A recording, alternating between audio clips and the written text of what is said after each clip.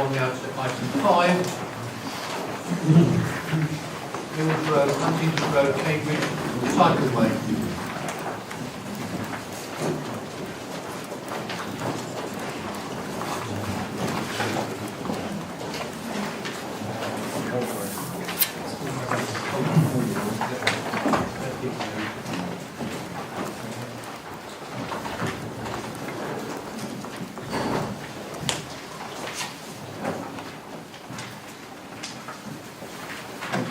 Okay, please continue.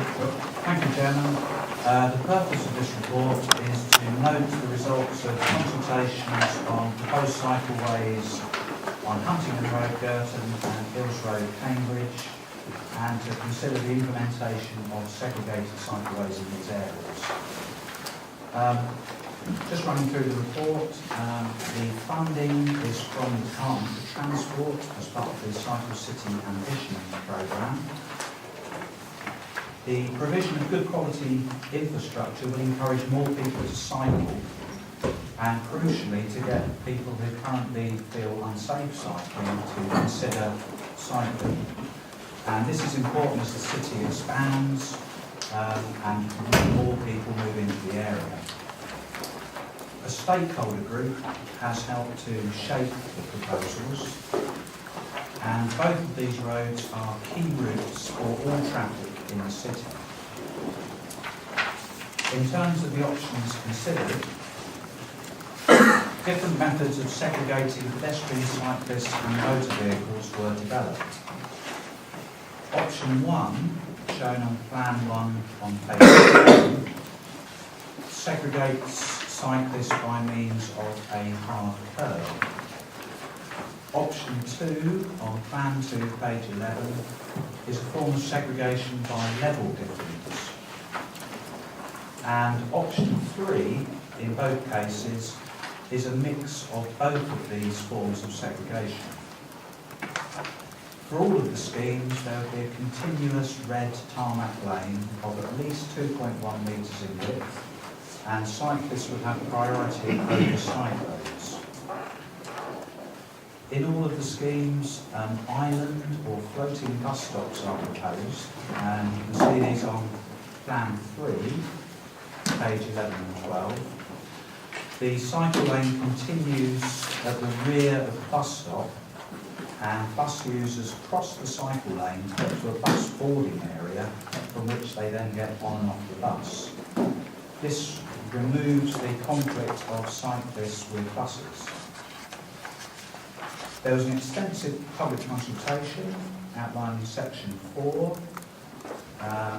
Lots of consultation also with stakeholders, and the results of the consultations are shown in section 5 and 6 and appendix 1 and 2. Section 7 summarises some of the results of the stakeholder discussions, and you'll see that we have engaged extensively with Stagecoach, lots of disability groups, and we've also picked out important responses from the ambulance service and some of the key cycling groups.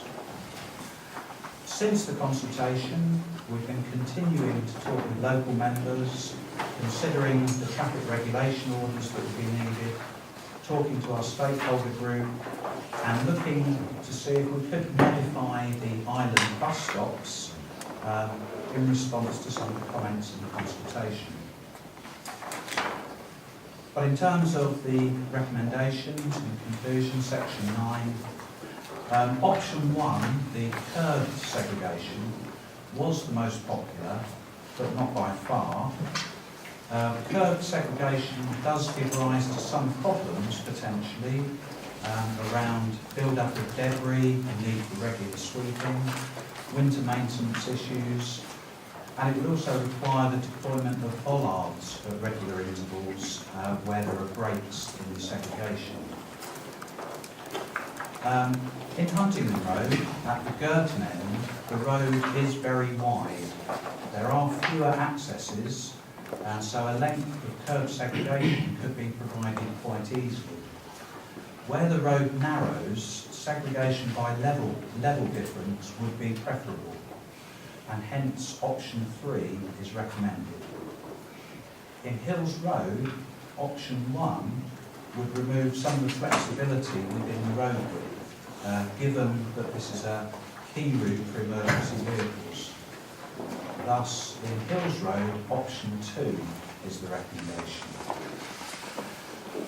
In terms of the other recommendations, also recommending the introduction of the island bus stops on both routes, the introduction of a cycling zebra crossing on Huntingdon Road, and the advertisement of the necessary traffic regulation orders for both schemes. Thank you. We have 3 speakers to request. I'll ask them to come forward at this moment. The chairman of the Cambridge Cycling Campaign, Martin, you're most welcome. Please come forward. Might start with introducing yourself, might be useful before you switches the lights on. And you've got up to 3 minutes, I'll remind you. I speak on behalf of Cambridge Cycling Campaign. We're a local voluntary body with over 1,000 fee-paying members, completely voluntary, working to improve safety and levels of cycling in Cambridge. And firstly, we'd just like to welcome the new committee system. The scrapping of the AJC last year we think was very impressive, and so we very much wish you well in the years ahead and welcome the new system. So I'm speaking to give some context to the proposals today and to very much welcome them and hope you'll pass them. As you know, Cambridge has very high levels of cycling by UK standards, and although it may be a bit of a minority activity elsewhere, here it's something that normal people do very regularly. Millionaire businessmen, academics, cleaning staff alike, all use their bikes, even when they own, as many do, own cars. And as Cambridge becomes ever more successful, with more people, more businesses moving here, traffic jams would be a lot worse without the levels of cycling that we have. Every person who cycles frees up space for people who drive, for example, from South Cambs villages or vans making deliveries and so on. And so this government grant, effectively, is actually probably the best, most effective and cheap way to improve things for drivers too. It's a cheap way to free up road space. A lot more people would consider cycling if there's dedicated space away from cars and away from pedestrians. But this space has to be more convenient and safer than the road, otherwise they'll just continue to drive and create congestion instead.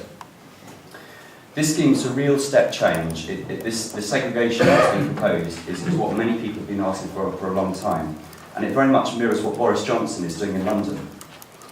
And as you can see, the public are very much in favour too. The proposal is very different to the kind of shared use stuff that we've had before, where cyclists have to share with pedestrians, which of course pedestrians quite rightly don't like. And it also means dedicated cycle tracks will make driving less stressful because there's fewer interactions between cars and bikes. Buses also benefit. These 2 roads are notorious for kind of leapfrogging between cyclists and buses as you go along. Bus passengers will now be able to exit onto a dedicated area that's not shared with cyclists as they currently do. These floating bus stops, they've been used abroad for decades, and they're now used in places like Manchester, London, the South Coast and so on. They're crucial to the scheme. As they're new here, there have obviously been some fears, but they're a tried and tested design that pedestrians have been very happy with elsewhere. However, a last-minute change has been made by visitors to the design to give pedestrian priority over the cycle track. This is unusual, and it means the design will be non-standard compared to other places. It means that someone who's cycling and built up momentum will effectively have to stop, even if there's someone crossing when a bus isn't even present. So we suggest a compromise position with the standard priority arrangement, but that the cycle track be ramped up a little and so pedestrians would cross that surface. So in summary, this scheme is a definite win-win for everyone. These sort of schemes are crucial if Cambridge isn't to grind to a halt. It's not about giving favours to cyclists, it's about giving new people the freedom to cycle. Pedestrians won't have to mix with cyclists anymore, bus users will benefit, Huntingdon Road gets a streetscape upgrade, and car drivers don't lose any space. Crucially, they see less congestion as more people cycle. Thank you. Thank you. Martin, just stay there a minute. Are there any points of clarification? Members? No. Thank you. Sorry. Yes. You mentioned people coming from South Council, freeing up more space for cars.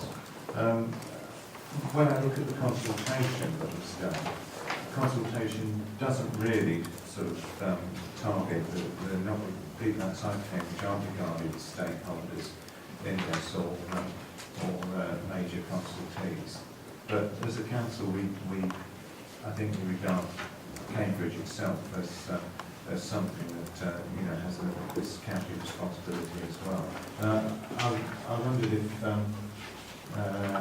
if perhaps in your opinion, the consultation of people outside of Cambridge have been adequately taken into account.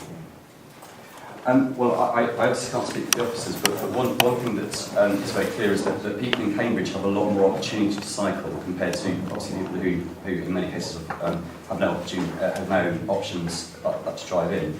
And one thing we've actually long proposed to the counties is that they sort of model the idea of a no cycling day to see what would happen if all the current people who cycle suddenly use their cars instead. So I mean, we're quite clear that actually if people in Cambridge can be facilitated to cycle, that really does help people in South Cambs. And if you consider what would happen if the country they didn't, South Cambs drivers would face a lot more difficulties. Okay, thank you, Martin. Martin, you talked about your concerns about the changes that giving priority, as far as I can see it, to pedestrians. I mean, as a local member who cycles a lot, I very much support cycling, but I also get a lot of concerns from my residents about antisocial behaviour of cyclists. And my understanding is that the adaptation was trying to prevent that, really, and trying to ensure that pedestrians have priority, which I would have thought everyone would welcome. One of the things that we think has caused a lot of problems over the last decade is that many of the county schemes have very much been about this sort of shared use, where on the one hand, the county puts a blue sign on the pavement and encourages you to cycle there, and at the same time says cyclists shouldn't be using pavement. So there's been a lot of mixed messages. And I think over the last decade that's led to this increase of antisocial cycling. What this scheme is a very different thing, and it's much more like what we're starting to see in London, where there's proper segregation, so that pedestrians get their own space, completely away from cyclists. Cyclists have their own space, and motorists have their space. We would certainly also like to see one modification we'd like to see to the scheme is that at the side roads, while the cycle track continues, the pedestrian pavement also ought to continue. And again, that's what the sort of best practice around the country increasingly is. So we think this will really reduce levels of antisocial cycling, and it will give a much clearer message to people where they should be and how to behave in a much more sensible way. These are just questions of clarification, because the debate is still yet to happen. So if there are matters for clarification, Ashley? Yeah. I mean, yeah. I can't, but I'm introducing my question for clarification. I can't help but hold you, so I'll try and keep it brief. I mean, I am increasingly minded to look favourably upon the compromise position that cycling campaigns put forward, because it's clearly factored into account the response that, say, the visually impaired or the elderly or the disabled need some kind of priority or some kind of recognition. I just would like to ask if there are any examples of local authorities that have taken up such a position or considered it that you're aware of. So what we're proposing is that basically the design would be the same as is used on the continent, in London and other places, but actually modifying it slightly so that as you at the pedestrian crossing points, the cycle track sort of raises slightly, so it naturally modifies people's speed. It gives the right impression that that the people should be aware of other people at the bus stop, and that pedestrians can cross on a level surface. And to me, that seems a sensible compromise. It maintains a sort of standard priority, but it also means that people, are naturally looking out for pedestrians more. Okay, David? Chair, I just need some clarification on this point. I understand in the paper it's just priority for pedestrians at the floating bus stop, but what Martin is saying is not priority for pedestrians, but a raised surface. Yep. It might be useful actually to bring the officer in. It's Right. pretty important actually, I think. Okay, before we go too far. So, Mike, if you If you turn to page 12 of the report, you'll see a plan of what we're proposing. Just to clarify the situation, we are still proposing to give cyclists priority at floating bus stops. During the stakeholder discussions, of which the Cycling Campaign are a member, we did start a discussion about whether, in fact, we could or should give priority to pedestrians. Because this is one of the issues that came up in the consultation. Some of the disability groups expressed concern that previously they would just walk out and get onto a bus, and now they would have to cross a cycle lane. But as this plan shows, the cycle lane does narrow as you get to the bus stop. There is a raised section, so those two elements will slow cyclists down. There's very good forward visibility, so cyclists should see that there are pedestrians looking to cross the road. And I think on balance, this is still the best proposal. We are still talking to those disability groups, trying to reassure them. Certainly this type of arrangement is the sort of thing that you would see in Holland. It's the way it has been done in London. And so it is consistent with everything else that is sort of on the ground at the moment. Yeah, does that clarify the position, David? Yeah. Okay. Charlie first. Thank you, Chairman. Martin, just for information really, in your statement you mentioned that many more people would be cycling in had this works, or if these works would be done on Huntingdon Road and Hills Road. Do you have in your capacity with the cycling organisation any information that would suggest how many or a percentage, or whether people are restricted by the current provisions? Yes, we often get emails from people, particularly mothers and children, so who feel unsafe in these roads. I mean, effectively what you have at the moment is just a white line on the road, and so you get a lot of pavement cycling. In Cambridge we have, I think, about 25 to 26% of people cycling. In places like the Netherlands, where this kind of infrastructure is really the norm, you get 40-45%. And what that means is that, you know, there's a lot fewer people having, you know, to drive, freeing up road space. So it's a lot of scope for new cycling, particularly people who are moving in, you know, into Cambridge, who obviously don't have that sort of cycling culture, if you like. So there's lots of potential. No, and then I think we need to move on. We have two other speakers. Well, just a point of detail. I recently went on a fact-finding visit to look at the cycle superhighways in London, and they have the floating bus stops there in operation very successfully. I would just be interested to know your view of what they have there in London. It's something I think we should look to. It's a partnership between the bus companies and the road users as well, in the sense that on riding the bus, as the bus approaches the floating bus stop, there's a pre-recorded message warning passengers that they're approaching a bus stop which has a cycle lane behind it, so they have to be extra careful.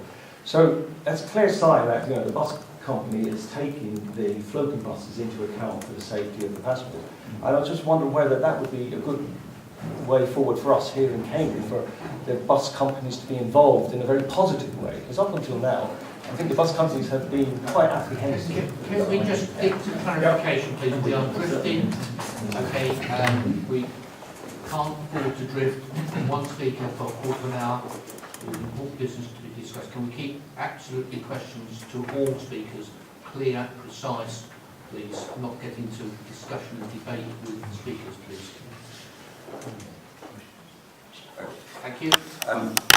Yes, I think all these things are valid, and I understand Stagecoach are much more positive than they had initially responded. And one of the things I think is an excellent modification that the officers have made is that they've actually widened the if you like, the debarking point. I'm not sure what you call it. That should mean there's much more space. So, but yes, all these things. Okay. Thank you, Martin. We've got two other speakers. First is a resident of Girton. I've got it down to Mr. Christopher. Okay, Mr. Christopher. Would you like Not my name too. Okay, I'm not sure whether it was your surname or your Christian name. Well, my family name is McDowell, Oh, right. and you can remember it as a rhyme for fool. Okay. Good morning to you, and thank you for coming. coming, thank you for your input. You have 3 minutes, the light will go green when you start, orange 30 seconds, red is close to the beginning. Thank you. Thank you very much for allowing me to speak. I want to address the issue of the cycleway in Huntingdon Road, because I live in Thornton Road, Girton, and I cycle along the Huntingdon Road virtually every day, sometimes twice a day. I also drive along it from time to time. Now, I think that the principle of having the cycleway is absolutely excellent. I can't tell you how strongly I am in support of it. And so are all the people that I know. But if you read your papers carefully, you will have noted that 40% of the respondents could not support any of options 1, 2, or 3. I am one of the 40% for one simple reason, which is that, in my view, there's one part of option 3 which is potentially quite dangerous for cyclists for no good reason. Most of the length of Huntingdon Road is not going to have the divided curve because it's not wide enough.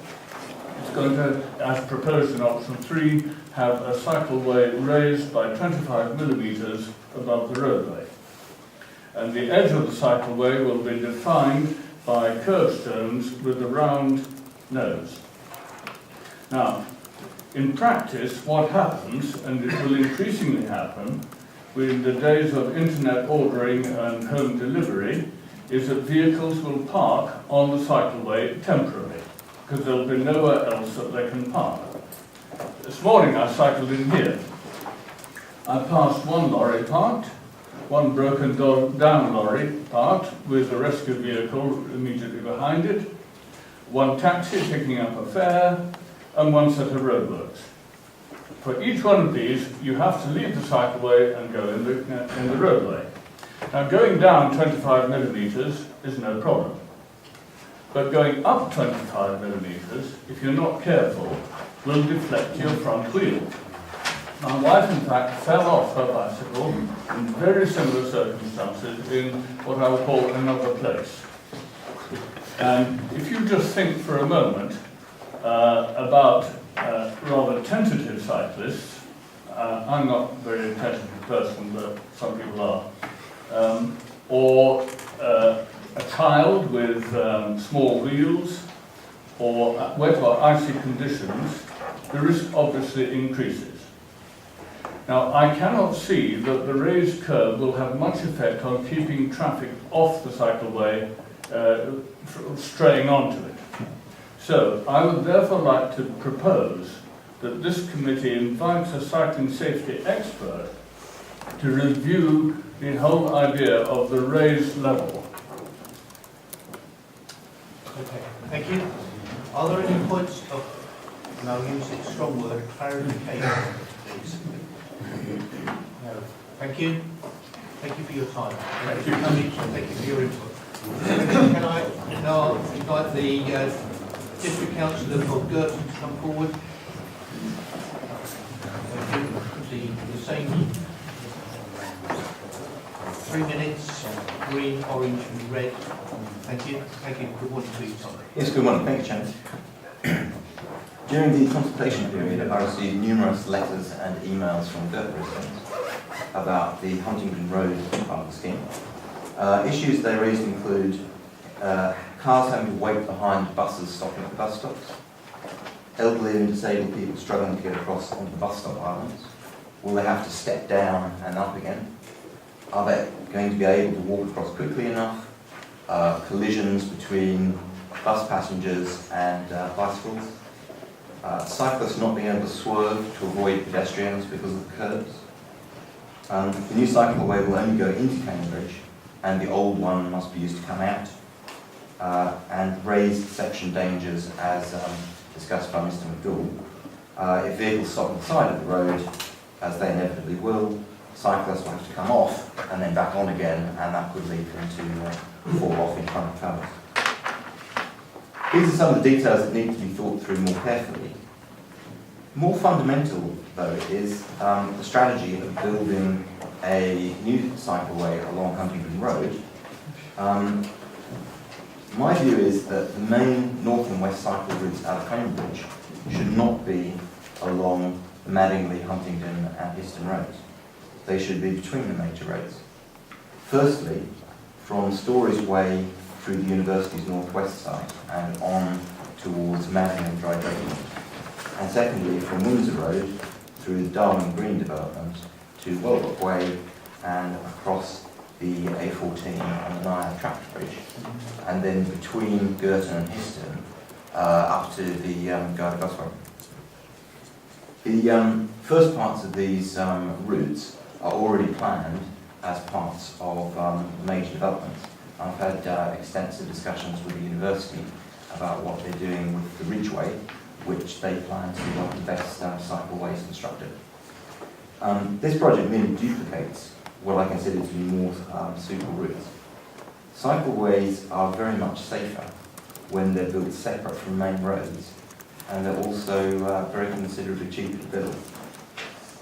Like most of your consultation responders, I'm not opposed to this project, but I would much rather see a more extensive, safer and higher quality cycle network built through the countryside and away from the main roads. Thank you. Thank you for keeping to time as well. Point of clarification? Thank you. Thank you. It's now open for debate. I've already got two speakers. On your I need to point out, first of all, I hope I don't embarrass the officer concerned, but on 4.7 table 1, when details of the public consultation programme are given, mention is made of a meeting that was held on the 24th of March at the Cambridgeshire Centre in the Huntingdon Road. That meeting did not take place, and several people, including myself, turned up to attend to find not a single person there. It was only by the good offices of a porter of the college that we learned that the meeting was to take place on the following day. I mention this because I do feel that an apology is owed to those who turned up and found that there was no one to receive them. But on the more general points, Councillor Reynolds and I have undertaken our own considerable consultation exercise on a number of questions related to the Huntingdon Road, including the cycling scheme, and I think it's true to say that there is not much more than lukewarm support from half the residents and strong opposition from the other half. But let me stress, that is from people living on the Huntingdon Road, either in Girton or in my ward in Castle. The wider consultation shows a more sympathetic response, and I think the more that cyclists and potential cyclists are asked for their views, the more sympathetic you will find the response to the proposals. Some people have made the point that they feel the county has simply been awarded money which they must spend, and that seems to be the only justification for the scheme. I make no apologies for the fact that if money is offered from government for high quality schemes of this sort, even though we might be under pressure to dispatch them efficiently, we have an obligation to see that that money is spent. We cannot afford in these days to look a gift horse in the mouth. So yes, let's be grateful for the fact that the money was there, and let's see that the money is spent expeditiously. I think that of the 75% who agree that improvements, traffic improvements, general traffic improvements along the Huntingdon Road are required, a great many of them will feel that this scheme fails them. Because where they would want to see the traffic improvements are further down the Huntingdon Road towards the awful junction with the Histon Road, where conflicts between motorists and cyclists are most severe. Now, what I understand from the way that officers have explained this to me is that, yes, we have had a windfall here. We are able to start a scheme along relatively convenient stretches of the Huntingdon Road, but in due course, and if the scheme is seen to work and gains a good deal of public approval, that we can expect further improvements along that stretch of the Huntingdon Road, which is at the moment unserviced by these improvements, and that possibly these will be precursors for schemes throughout the city. So, you know, this is very much an embryonic scheme, and if it works, I think we can see a great many others following in its wake. As for the floating bus stops, I thoroughly endorse the comments which Noel has made with respect to the need to get Stagecoach positively on board. I'm surprised that Stagecoach still seems to favour lay-by bus stops with their drivers required to pull out into the carriageway, with all of the potential conflicts with motorists, cyclists and everybody else. This seems to be the worst of all possible arrangements. And for the bus company to appear to support those, the existing arrangements seems to me to be inexplicable. I also agree with Noel that the bus companies could help by warning passengers as they alight that they are about to meet a cycleway just off the island where they will safely land, but that they've got to be aware of this. And you know, no scheme, no traffic scheme can entirely discount common sense, and every traffic scheme relies upon common sense to make it work. I think this is a project which, on balance, I support. I fully acknowledge some of the misgivings of my residents, but on balance, I shall support it today. Thank you. Noel, you're next. Oh, right. Yeah, I think we should bear in mind that 2-1 there, these things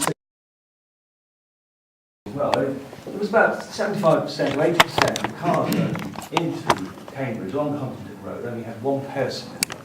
And I think we've got to address that.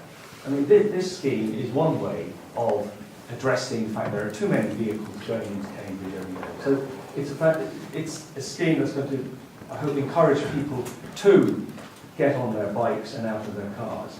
I think we should also see this scheme as part of the holistic approach to transport problems in Cambridge and surrounding areas. I mean, I talk about the number of passengers or lack of passengers in cars. There is a travel to work scheme, which I think should be publicised more to get more people volunteering to share cars. So that's one point I want to make linked to that. The other point I'd like to make in relation to the new segregated schemes is the engineering of them, the engineering of the new cycleways which we're going to have coming into the city in future years. Because it's an evolution that's speeding up. There's going to be more emphasis on cycling and less on using cars. But one of the things that is happening is that some of the engineers are not very, conditioned to be creating sensible cycleways. You can see this in Cherrington Road at the moment. So what I would like to do, and I have mentioned this at a cabinet meeting in the past, is on the day that we were awarded the 4.1 million, there was the City Cycle Ambition conference. There was a launch of a new qualification for highway engineering, specialising in cycle infrastructure development. And I would encourage the council to strongly encourage any engineers who we employ to build our infrastructure to actually have their engineers getting qualified following this competency-based training scheme. Can we stick to the agenda, please? Okay, you're 15 into other discussion. Can we? No, I think it is actually part of the agenda. This is not on the agenda. This is about Huntingdon Road. Can we just stick to, please? Well, if it's going to be built, it needs to be built properly. That's what I'm saying. For instance, the one thing that I did discover on the fact-finding visit to London was they put down the superhighway there, cycle superhighway, and it wasn't until after quite a while, for instance, they discovered that they put down the wrong type of surface. They're now trying to remedy that now. So what I'm saying is, when it comes to putting down the new cycle highway along Huntingdon Road, let's learn from other areas and have a safe surface there. So I think what I'm saying relating to do with engineering is actually very appropriate. Thank you. Thank you. David? Thanks, Chair. There's an element of we are where we are with this scheme. We've got the money, and it seems like a good idea, so pragmatically, why not go ahead? And I'm going to be supporting it on those grounds, but that doesn't mean to say I don't share a lot of the concerns that have been expressed. Good and extensive consultation, but if you look at the stats about, upwards of 5,000 bus passengers coming along Huntingdon Road in the morning, which is a lot more than the cyclists, and yet more cyclists have responded to the consultation than bus passengers have. So, although we've got good stats from the consultation, I'm not necessarily agreeing that they're totally meaningful because they're biased away from some of the key stakeholders. There is evidence of need, and we've got accident statistics there, and the anecdotal stuff that's been mentioned, but I'm not sure that we've adequately surveyed all of the other stakeholder groups, like the disadvantaged, who use buses, who have less mobility, etc.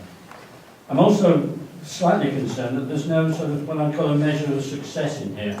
We're spending millions of pounds. How will we know after we've done it that it's been well spent? Because we should come back and then, because that will inform us as we go ahead with other schemes in the future.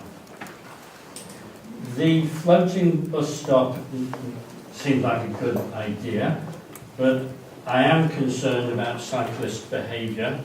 It's only a small minority, but it's a significant small minority of kamikaze cyclists, both within the city and outside. They are intolerant of other road users, and somehow or another there has to be some way of policing them. And simply allowing them to continue to have priority means that that less confident bus user is going to be stranded on the island as these guys go zooming past. I may be overstating the problem, but it needs to be considered. I noticed that police were not part of the consultation. How are we going to police the fact that cyclists should be behaving one way or the other? But cyclist behaviour is something which needs to be taken into consideration. There's a whole stack of other things we could spend our money on, but we've got to start somewhere. But if we're on the Girton Road, it's the outbound turning right at Girton College, which I would have thought should get some sort of priority, because people do get killed there. Thank you, Chair. I've got 5 more speakers. I will not take any more speakers. Barry, I'm going to be very, very quick. The pictures are obviously in French. We've got a left-hand drive there. A guy with ploughs on there. It's just really when we look at the turn of the votes 1, 2, and 3. The thing that concerns me, or I'd be interested in, is knowing what considerations being given to drainage on these parts, because clearly in 3 we will have all the water draining onto the cycle track, causing a hazard in conditions. Thank you. Thank you, Chair. So I do have some knowledge of segregated cycling. I know very much about cycleway in Royal College Street, Camden. One of my daughters lives around the corner from it. And one of the most noticeable things about it is that there are not many cyclists in London, but they don't use it. And when you ask why they don't use it, including my daughter, it's because of the issue with the bus stops. Pedestrians do stand in the bus, they do stand in the cycleway, they do walk out into the segregated cycleway. This particular one has the armadillo pumps along it, so it enables cyclists to get in and out, but despite that, I was looking at it only on Saturday, and I was there half an hour, and I'd say, I didn't see a cyclist use it, they stayed in the road. Now I'm quite happy with the scheme, in principle I support it, but I am very concerned about the floating bus stop.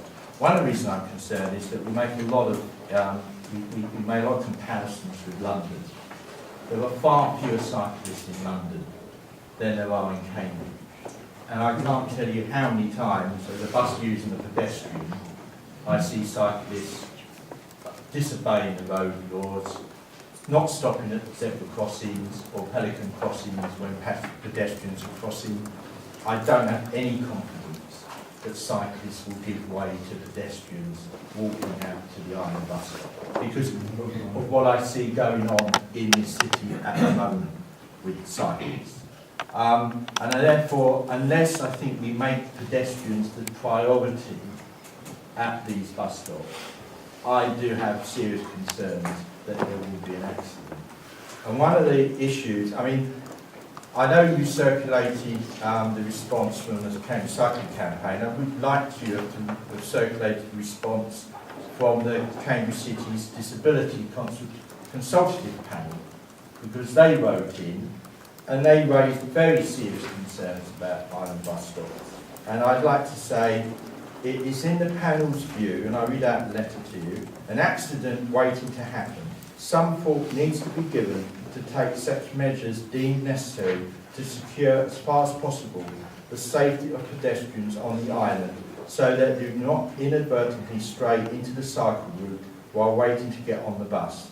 This could easily happen to someone visually or audibly impaired, and even a child. Now, there is nothing in the design of these island bus stops that would prevent that.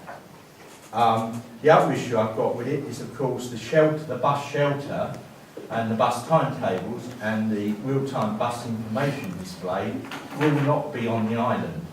That will be on the footpath. And so people will be waiting on the footpath, and if it's inclement weather like today, waiting for the bus to come. And in somewhere like Hills Road, where you have a constant stream of cyclists, particularly during the morning and evening rush hour, they will then try and dash out to get the bus and cross that constant stream of cyclists. It's a conflict waiting to happen. And I thought, therefore, while I fully support everything else about these schemes, I cannot support the floating bus stop. Okay, thank you. Alan? Just a point that most of you have missed. I've been abroad on several occasions, and the vehicle I get on drives on the left in this country, and so you enter on the left. But when you get to Germany, other countries, come on, get the light on. Keep going. Keep going.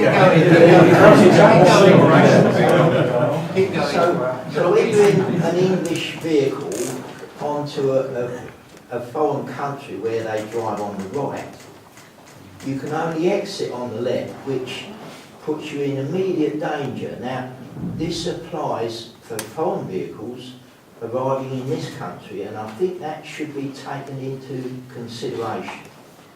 My only second point is that, do you assume that all cyclists will drive on the left or one way? Because I witnessed a terrible accident.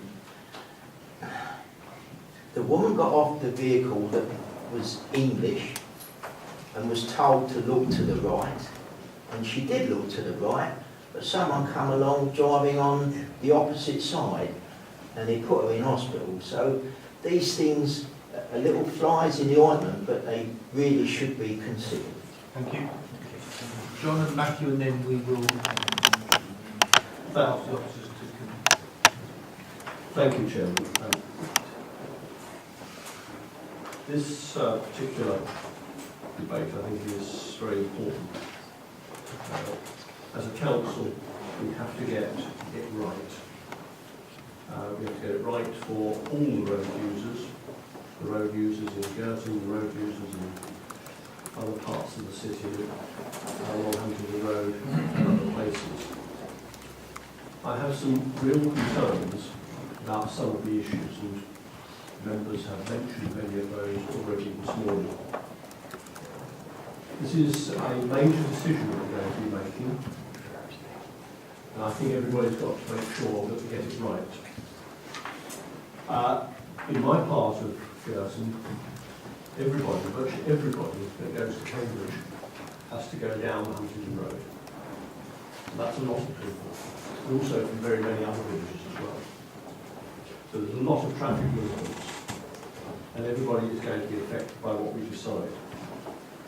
But thinking ahead, there are other things that are going to be happening.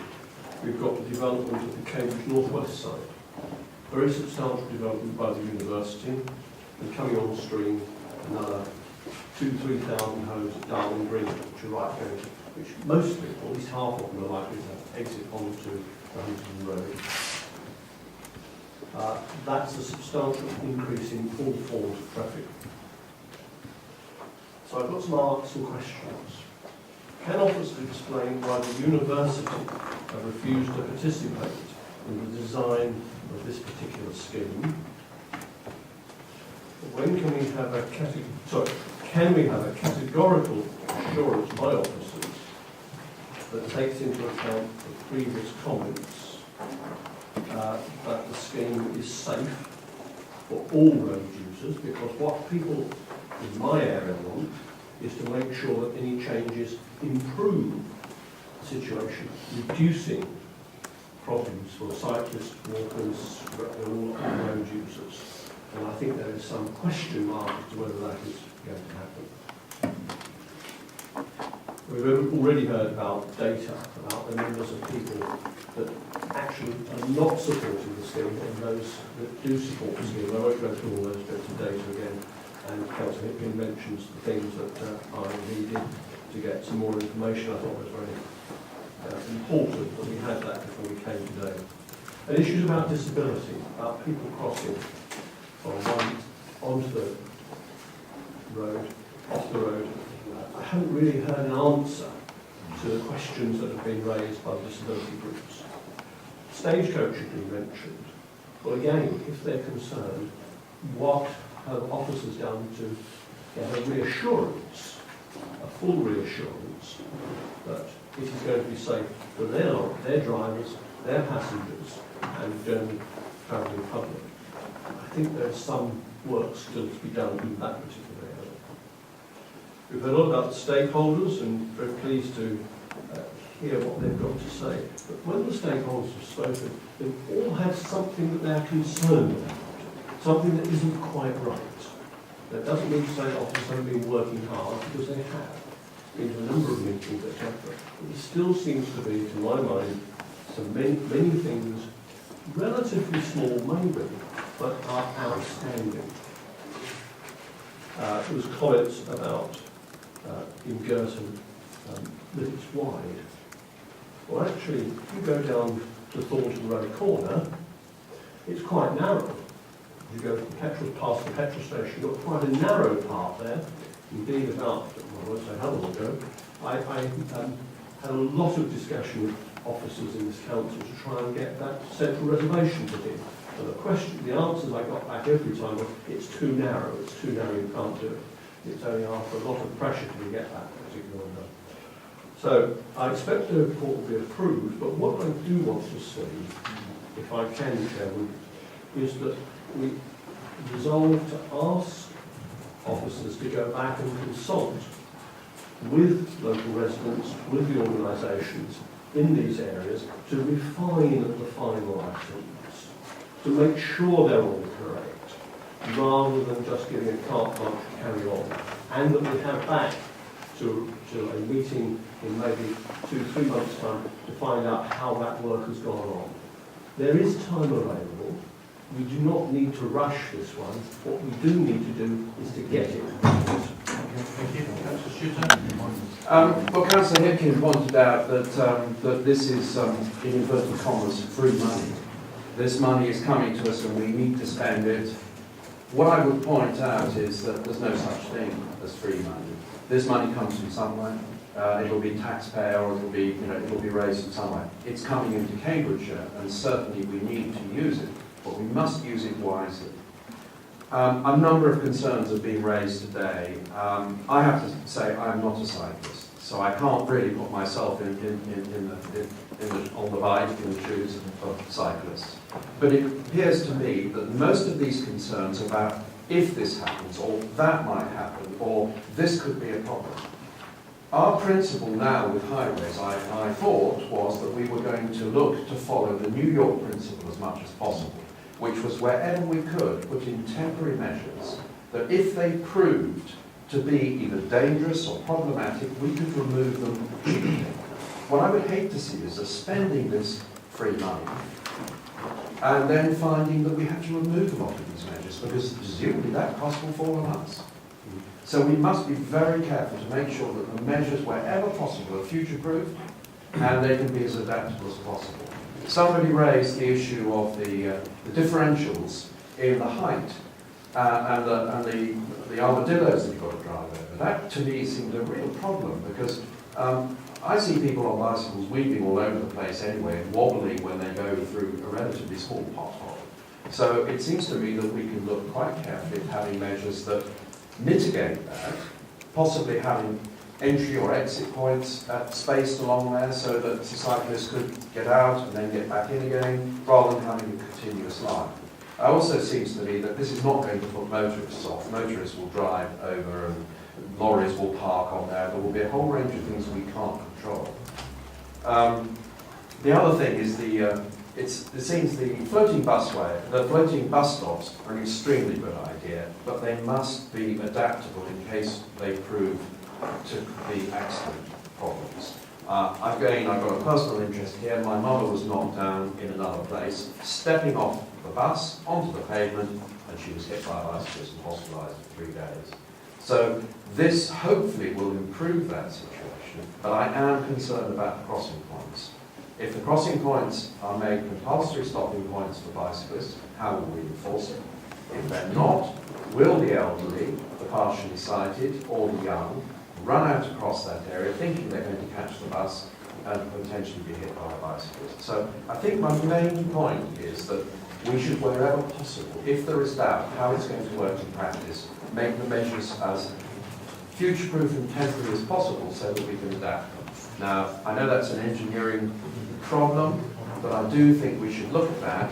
We still have some more time before this needs to be implemented. It seems that Huntingdon Road is the main area where there are issues because of widths, etc. So I'm supportive generally, but I just think we need to take the time to look very carefully at how the engineering is done, and we need to make absolutely sure that we take into account the practical use of it for the future. So if problems occur, we have some way of adapting. Thank you. There's been lots of issues raised in that debate, not only by the speakers but also by members. If you could, so I think one or two, Sure. not necessarily all of them. I'll just roll through some of those. Mr. McCool raised the issue about the curb detail. That is something we're looking at. There are various ways that we could detail that curb, and all of these schemes are safety audited. So working with safety audit and looking at the types of curb, sure we can come up with a raised option that still doesn't give rise to any safety problems. There was also discussion, Councillor Biger talking about waiting behind buses.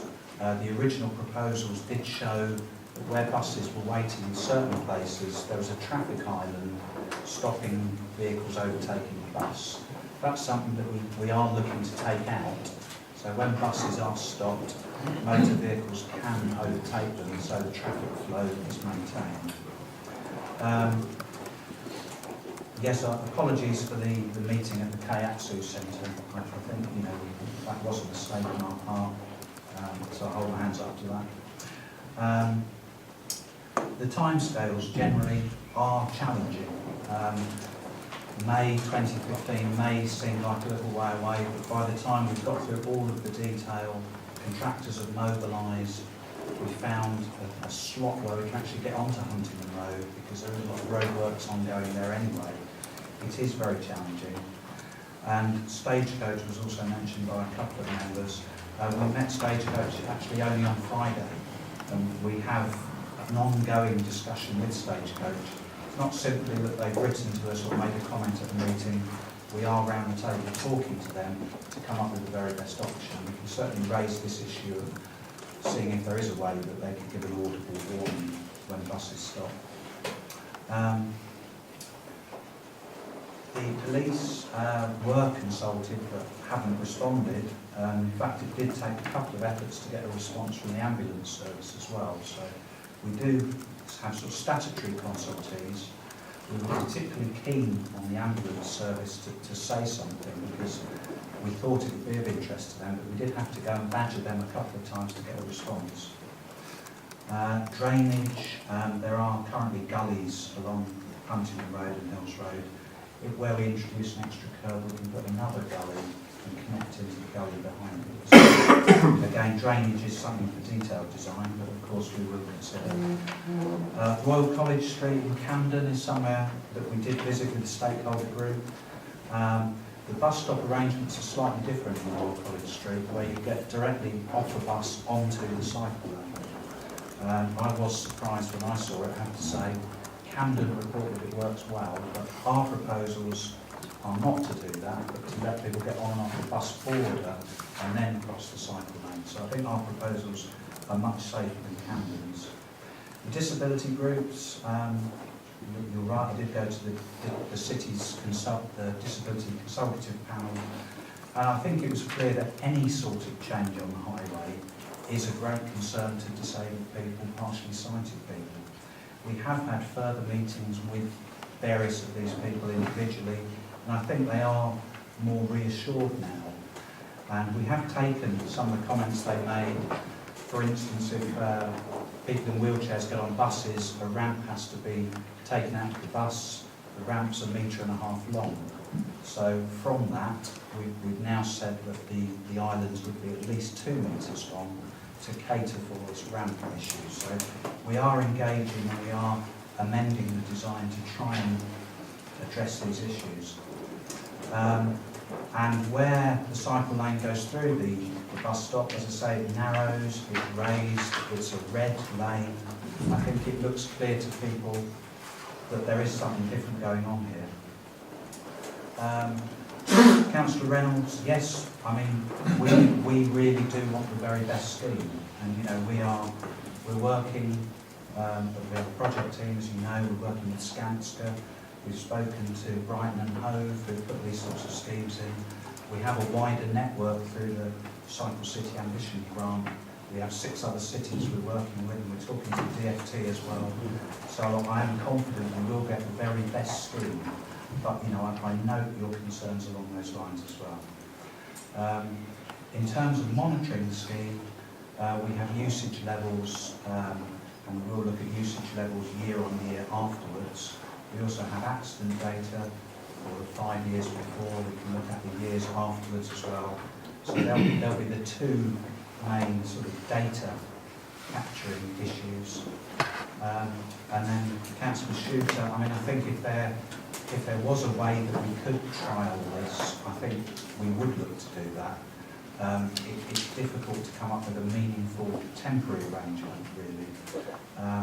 And the issue of bicycles on pavements, there are lots of issues where there are cyclists on shared use paths, where people have to get on and off buses and they immediately come into conflict with that. So I think the movement to segregation is really safer for all users. But it is a big change for people, and I'm confident that if you approve this, we will come up with the very best scheme for everybody. Okay, I think the Chief Executive has been listening to the discussion on the debate. I think he's a recommendation. With the same caveat, Chairman, that agreement of recommendations needs to be moved and seconded by members of the committee, not by me. I think there are potentially 2 additional recommendations, one dealing with the design phase and one dealing with post-implementation, if committee members are minded to support the building of these two schemes. So I'd suggest adding a recommendation F, which would read, publish regular updates on proposed design solutions to minimise safety concerns raised by committee members. And then a G, monitor and evaluate the scheme post-implementation. Those have been suggested. Can I have some comments before we go? Yeah, Mr. Chairman, I welcome the Chief Executive's helpful comments. I don't think, however, they go far enough, quite honestly, putting it bluntly. I minded to propose that we defer making a decision this morning we ask officers to go away, sort out all the problems that have been raised by members, and come back to the next meeting. I think it's only less than 2 months away, the next meeting. It's not very long. We know that the first piece of work on the ground is not going to start until October along the Huntingdon Road. I just think there might just be enough time with proper consultation to enable us members in a month, 2 months' time to say yes and reassure the public that we are holding officers to account to make sure this scheme will work and be to the benefit of everyone. Okay, that's, sorry, Councillor Shooter. I think I'm giving the impression that I was suggesting this was a temporary scheme. I'm not suggesting it's a temporary scheme. I'm suggesting that we look very carefully at the principles that we have of engineering being potentially reversible if it is a problem.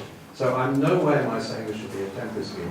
I personally don't think we should delay. I think there's enough input here to continue as we are, but taking into account that all our principles on road things now should look at this thing of wherever possible, have been mindful of the potential to reverse it if it's possible. Actually, and then I think we'll get to, there's 2 proposals coming forward. Actually, Yeah, so if Councillor Reynolds is proposing that, I would like to second. And I think this could be improved substantially. okay, thank you. So that motion was proposed by Councillor Reynolds. We'll have to debate that first. For that motion to be even put, can someone give me an indication of how the delay will impact upon the scheme itself and the possibilities of the fruition? Yeah. I'll ask Nothing to go this is Cycle City Ambition Ground is ambitious in several ways, and one of the time scale is very ambitious for delivering it. And the risk is that we will continue with the design work, bring that design work to the committee, and that's critical to the time scale. If we were to bring a report back in August or July or August, that'd be absolutely critical. We would need to go ahead right away. We need to take some risks in terms of moving forward with detailed design with the contractor in the sector in order to achieve that timescale. Because the money has to be spent by May of next year. The scheme must be implemented in by May of next year. We will use the funding. So it is a risk in proceeding in that way with the committee effectively looking at the detailed design. We're quite happy to engage with members as we work through the detailed design process and look at people as well. I'm concerned about a more formal process than anything. Okay. David Jenkins and I'm inclined to propose a hybrid of John and Matthew. I don't think we should slow this down. I think the main area of concern is around the floating island bus stops. And I would suggest we allow officers to proceed with the scheme, but require them to reconsider all the aspects of the bus stops and come back to this meeting in a month's time for a final yes on that. Yeah, Mr. Chairman, thank you. I only use Huntingdon Road in a car, but I do cycle around the town. But the last speaker, and I can't remember the gentleman's name, he spoke, or I thought this is what he said, that there is some work going on with new buildings and things and a separate cycleway. That makes a lot more sense to me that if you've got cyclists separate from all this, is this something that's totally impossible, or is it being worked on now with the university and that, or is it something we can look at? can we just actually, there has already been a proposal by Councillor Reynolds and seconded by Councillor Walsh that this scheme be deferred. We will need, I think, as that has been proposed and been duly seconded, we will need to take a view on that amendment at this stage before we proceed with any other amendments. So can we please... Chair, could I ask a small question? Yes. When is our next scheduled meeting? 8th of July. Sorry? 8th of July. That's not 10 million miles. It's been proposed and been duly seconded that this is deferred and a further report comes back on the 8th July to this meeting, taking in obviously the issues which we discussed. That is on the table. I think there's been sufficient discussion and debate for us to take a vote on that particular issue as to whether it is deferred to the next meeting. May I please have a show of hands those that would like to defer that as proposed by Councillor Reynolds and Councillor Walsh. Please count.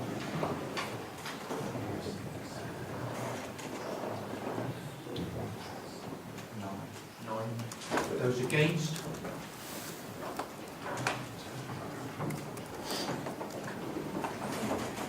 Five. That motion is carried. The report will be deferred to the meeting on the 8th of July.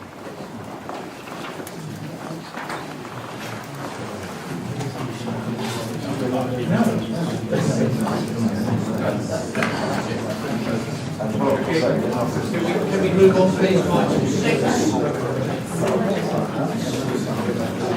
Members, can we